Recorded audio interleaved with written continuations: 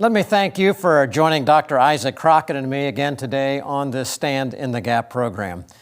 It's always a real privilege to come into your home every week at this time and to share with you items of news impacting the lives of particularly believers and those things we focus on which God tells us in His Word are important to Him.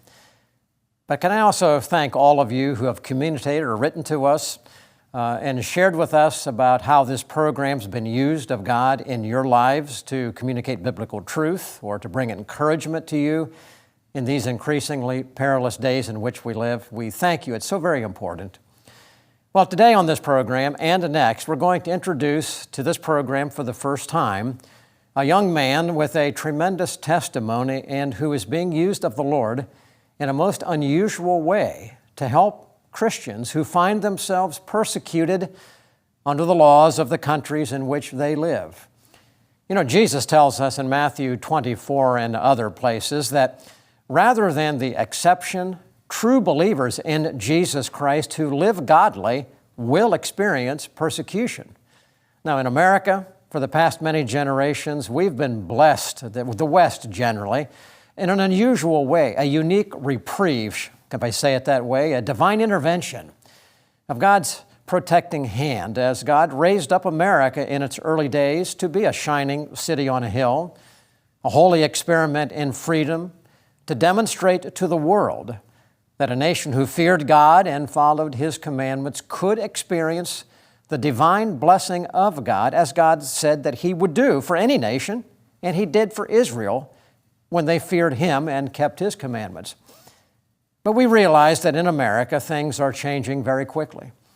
The only category of people that seems now to have no protection are Christians who open their mouth or publicly demonstrate their commitment to Christ. The governments of the world are becoming more hostile by the day. Thankfully, God has raised up some legal teams who have an expertise in how to argue for truth and biblical justice in courts of law.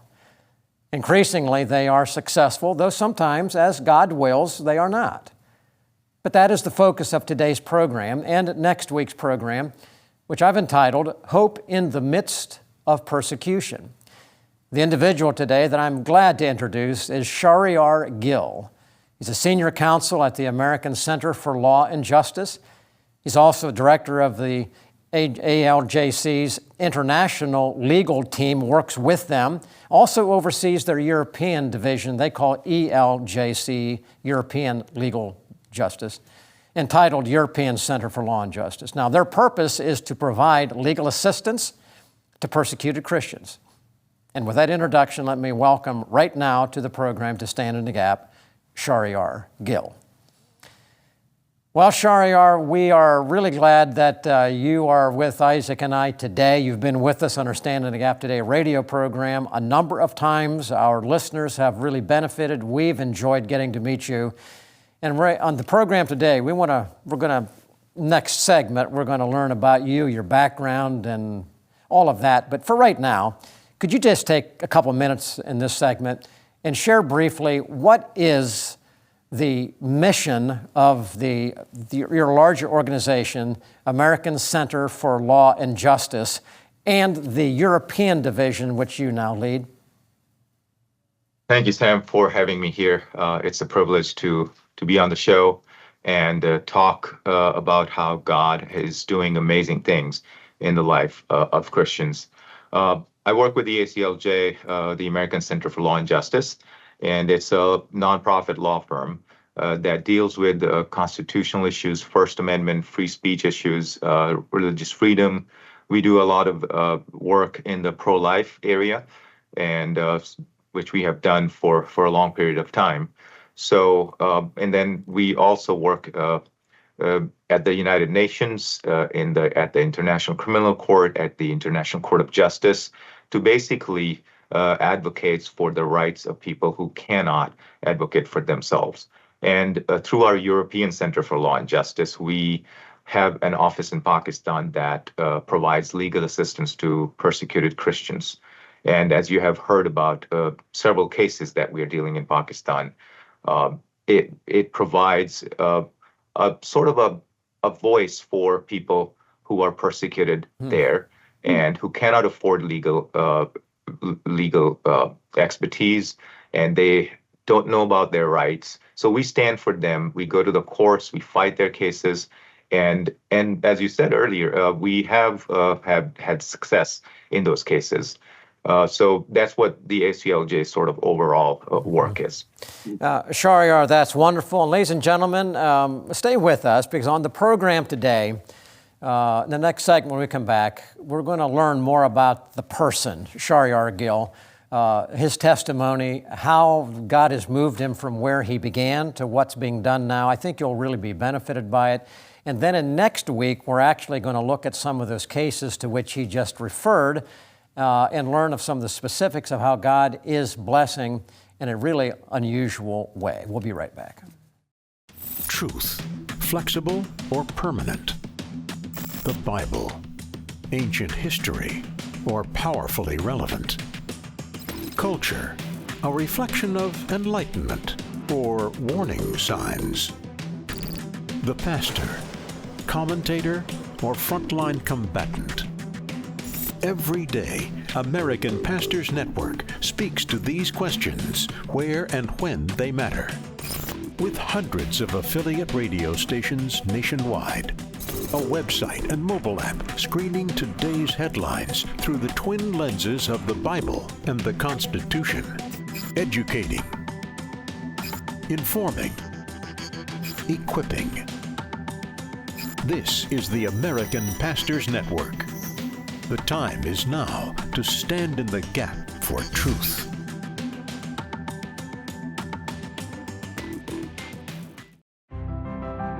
Watch Lighthouse TV wherever you go. Available on Roku, Amazon Fire TV, and Apple TV. You can view our in-house studio productions on demand, or watch what's on the station right now with our 24/7 live stream. Search Lighthouse TV online on your streaming device, or go to our website for more information. Visit lighthousetv.org to stay connected. There you can find out what's currently on the air and coming up, how to watch in your area on cable, satellite, broadcast, or streaming devices.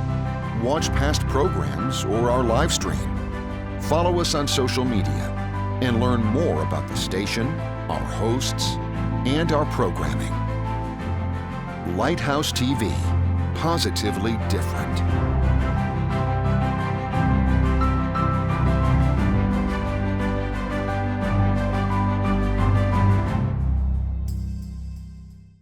Welcome back to our program, Stand in the Gap. And on this program today, we're looking at hope in the midst of persecution. We're talking with our friend and attorney, Shaheryar Gill from the ACLJ. And Shaheryar, we've had the opportunity on Stand in the Gap Today radio program to get to know and to talk with a number of your co-workers at ACLJ, several different people over a number of years.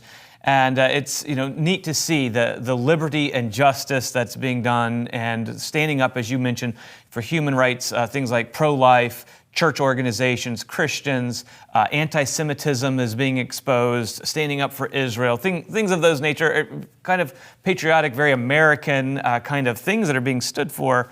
And so I think it maybe surprises some people to see somebody who's from Pakistan, working with the ACLJ, who born and raised, lived most of your life in Pakistan.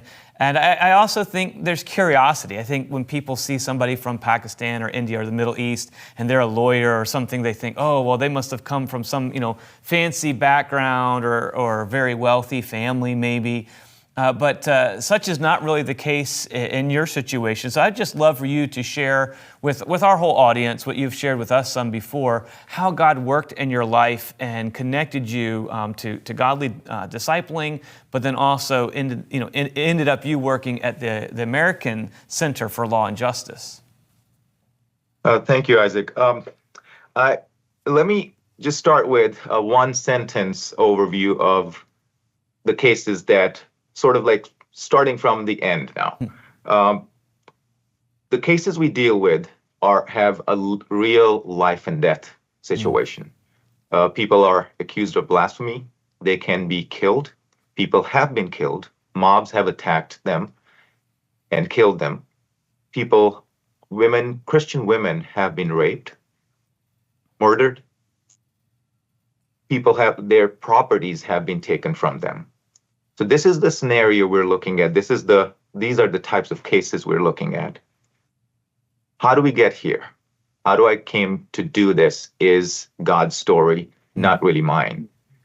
Because he is the one who prepares people. When he called Moses, Moses said to God that I don't know how to speak well. And that's exactly what God wanted him to do, speaking. When David and Goliath, that story, David was weak, small, but he had to fight a big guy. So, and that's the beauty of God's wisdom and providence, that he uses weak and small people to shame the big people of this world and show his glory to really, it doesn't reflect what we have done. So I was born in a very poor family in Pakistan. Did not have any idea of what to do in life. I was an average student, grew up in a very poor neighborhood, saw the persecution growing up, saw the discrimination growing up. I remember there was a time I may have been 12, maybe. I went to the shop and I asked them for a juice, and they said, "Go bring your own cup." They wouldn't give me juice in the cup at the shop. Now things have changed a lot, of course. So that's the culture I grew up in. Saw blasphemy cases growing up. Had no idea what I was going to do. I had no interest. God led me to an organization where I was asked to sort of help with researching blasphemy cases after I had just graduated from school, from college. And there I developed an interest in these cases. I interviewed people who were in prison. They were in prison for life. People were on death row. I had seen little children, young girls who were raped. I've interviewed them. And that sort of led me to a desire, if you will, in my heart to really help my Christian brothers and sisters. I was given an opportunity to go to a law school in South Korea. The school's history and the mission is just amazing. And that, again, it's a Christian law school, and their mission is to help Christian lawyers to go back and help their countries, to help the church, to serve the church. So the school trains me in American and international law for 3 years. And then I get an opportunity to come to Regent University, which has the same mission as the school in South Korea. Its name is Handong International Law School. They're friends with Regent University, and I come to Regent to do my master's program. While I was doing a master's program, I was given an opportunity to work with the ACLJ as a law clerk. And while I was working as a law clerk, again, God opened the door. And the same mission that Handong in South Korea and Regent and Virginia Beach has trained me to do, ACLJ was the door that God opened to actually practically do those things that those schools had taught me to do. So I joined the ACLJ team, and I reached out to our leadership, and we discussed how we can help my brothers and sisters in Pakistan, the people I had left, and how I can serve them now with my legal education. And the ACLJ graciously opened the door to start an office in Pakistan. We started it in about 14 years ago. And we have done over 200 cases and helped many, many people in very small issues to big issues, to life sentence issues, to murder, to rape, to blasphemy. And as you have heard about, several blasphemy cases that we're dealing with, it's a humbling experience. It's a story of a miracle, God doing his work through a person who could never have thought to do any of these things. But it was his glory, his mercy, and he wanted to use a weak person like me, to do something for his people. Well, amen. And we praise the Lord and give him all the glory for all of these things. But one of the things, even just in your testimony that I notice, and you've talked about this on the radio too, sometimes when we hear about persecution, we kind of almost shut down because it's just so overwhelming. It's just so horrible. Like you said, it's life and death situations. One of the things I've learned from you is that you focus on the individual. And we may not be able to know about every single case out there, but you can go to aclj.org and find out about certain people, and you could focus even on one and pray for them, and then another one. And that's one of the things you've said. I'd love to just have you maybe explain that just for a moment, but that somebody took a personal interest in you. And I know Sam talks about this too, and it's finding somebody that you can pour yourself into. We don't have to pour ourselves into everybody, but finding one person that we can mentor and help, and maybe then a next, and then a next. But and that's what happened in your case. So maybe you could say something about that regard. Yes, Isaac, when I was thinking about going to law school, and was accepted at Handong in South Korea, I had to leave my wife and my daughter and go study for 3 years. And I did not have a way to do that because I could not support, I had to work to support my family. And if I had gone to school, I wouldn't be able to do that. God sent a man in my life, a Christian man from Regent University. He was a lawyer, a Regent grad. He goes to Pakistan. We became good friends, and we were talking about where life was, leading us. So I tell him about the law school. I tell him that I've been accepted, and I have been given a scholarship, but I can't go. I can't go and study. And we discussed those things, and then he asked me, "What's your monthly salary?" And I was making about $100 at that time, $100 a month. And he says, "You know what? You go to law school and I'll just call you tomorrow." Calls me the next day. What he had done is he had called his mother-in-law, he's called his cousin, he's called his friends, and he had committed them to support my family for 3 years while I go to law school. So that's how I was only able to go to school, because if this man had not come in my life, he didn't think that we need to pour into this Christian man's life so that he can first help his family and then do what we all are actually called to do, to serve the church. So he poured into my life. He encouraged me. He supported me, and all the people behind him that really took the step to support me was an amazing thing. And that's really how God told the Israelites to tell your children's children how God brought you out of Egypt. And that's what I feel that I need to tell my children. And Shaheryar, by so doing, you've talked to children and grandchildren of how many millions of people watching the program here today, a real encouragement. And so that's really important. Let me go in the last few minutes here in this segment and ask you this question. Next week, we'll get into the specifics of some of these cases, but most people watching know that historically, Pakistan is judged to be one of the most severely persecuting of countries to Christians. Islamic, you've referred to it, is Sharia law is prevailing in a lot of it.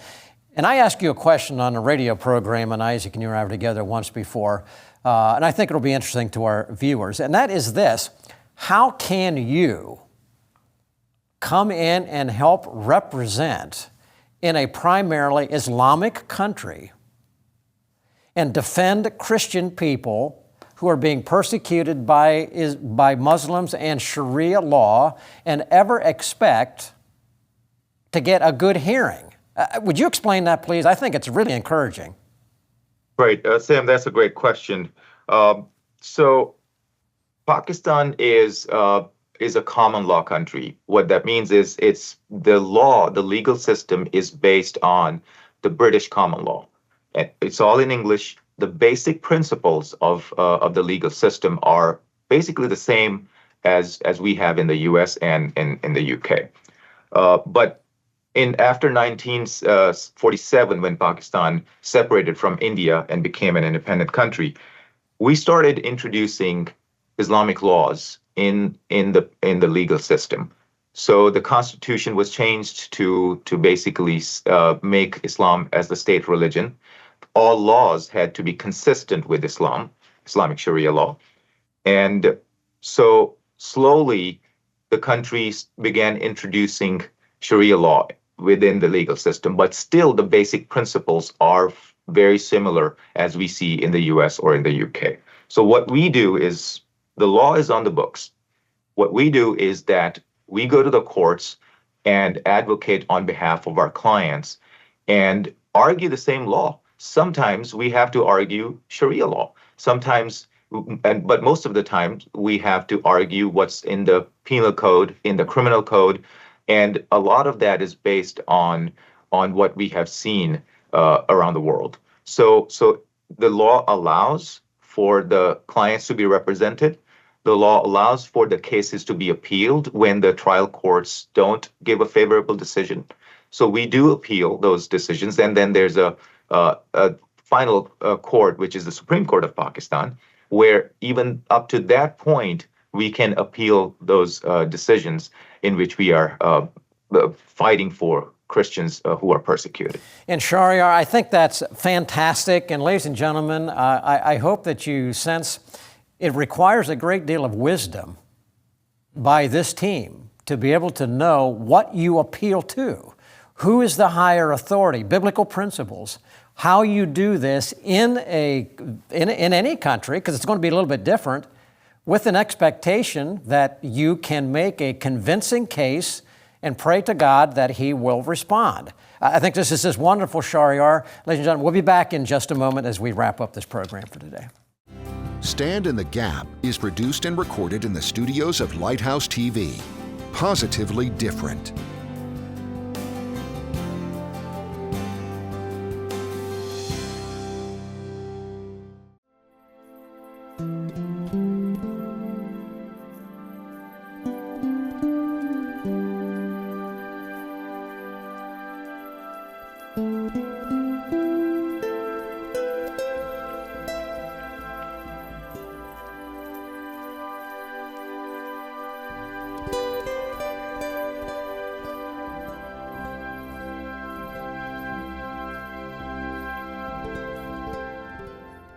For over 2,000 years, pastors have carried the light of the gospel through opposition, persecution, and every flaming arrow of the enemy.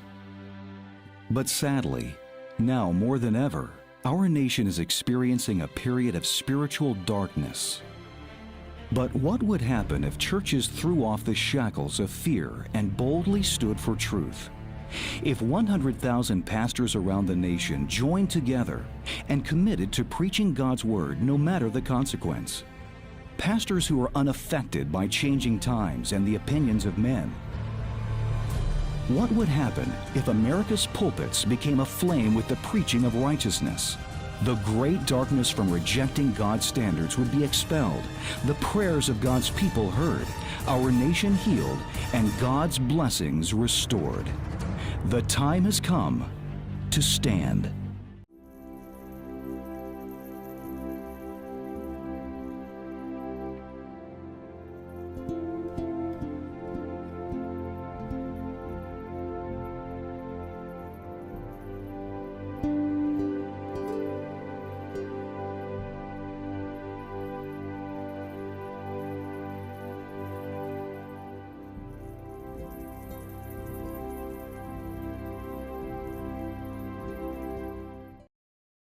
Well, as we look at hope for the persecuted, one of the passages in the Psalms, the 94th Psalm, talks about God and God actually having His vengeance, having His justice done, and saying that vengeance belongs to the Lord.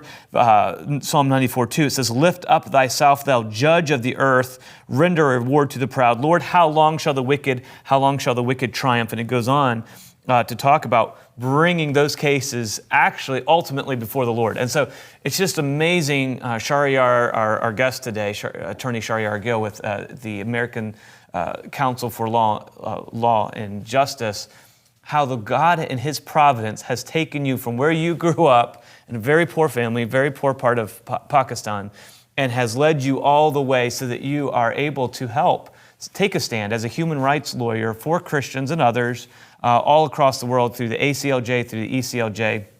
And as some watching, and Sam and I, we've gotten to know you and learn more, we've started following and praying for some of the cases that you're directly involved with. Some of the situations you've mentioned in the past, you've now been able to take them on as their legal counsel for their families of those who've been killed and things like that. So just if you could maybe talk to us, if somebody is being drawn by the Lord saying, I want to pray for this ministry, maybe even give towards the next Shaheryar Gill who might be in Pakistan, or to one of these families that's been displaced through violence and murder and things, where could people go for that?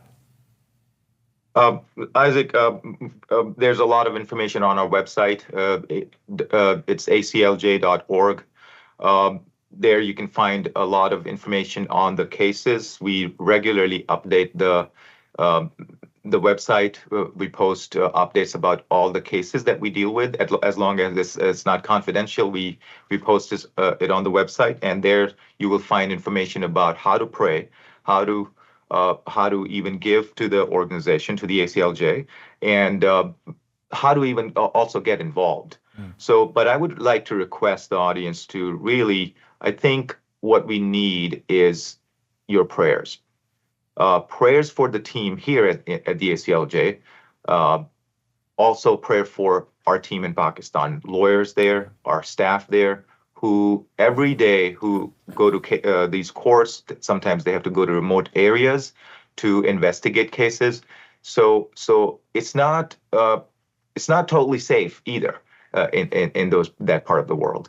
So and Attorney Gill, just because of time, we got to wrap up the program. But ladies and gentlemen, where he left it is exactly where we want to leave it today. Pray for the ACLJ, the European Division, Shaheryar in particular. And now you have just a bit of a background. Next week, be sure to join us again, because we're going to talk further in part 2 of this emphasis on hope in the midst of persecution, and actually put some faces and some reality on some real live people, real live cases that are being represented by this firm, by this legal team that I think that God has raised up specifically for a time such as this.